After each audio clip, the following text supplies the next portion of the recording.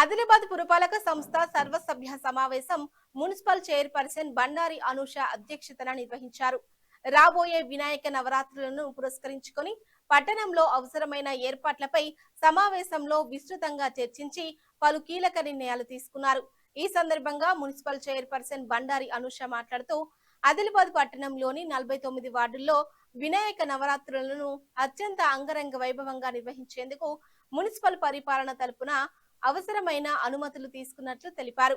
ఈ సమావేశంలో municipal vice chairman Rohit, Congress, BRS, MIM తదితర పార్టీలకు చెందిన కౌన్సిలర్లు, మున్సిపల్ అధికారులు, టౌన్ ప్లానింగ్ అధికారులు, రెవెన్యూ అధికారులు తదితరులు పాల్గొన్నారు. నమస్కారం.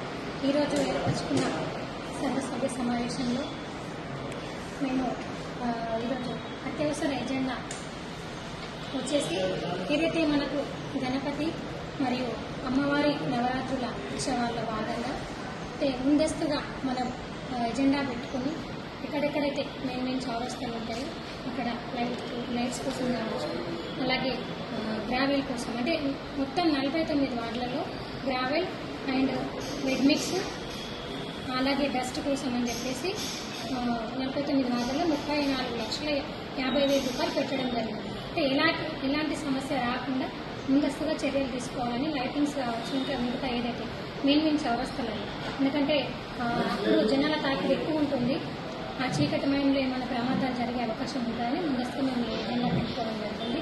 ఇందులో భాగంగానే దాంతోపాటు పట్టణంలోని అన్ని గణపతుల చౌక్ల వద్ద లైటింగ్ సిస్టమ్ అండ్ యథావిధిగా సౌండ్ సిస్టమ్ కూడా పెట్టినాము.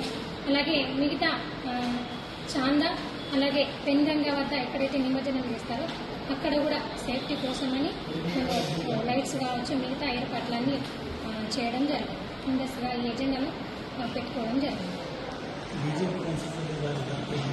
ఎందుకంటే నా బాధ్యతగా, ఎందుకంటే ప్రతిసారి మీరు చూస్తూ ఉన్నారు, ఈ ఒక్క కౌన్సిల్ కాదు, గత 6 నెలల నుంచి వాళ్ళది ఇదే నడుస్తున్నది. ఇక వాళ్ళ ఇష్టమే, నేనేం వాళ్ళ గురించి ఏం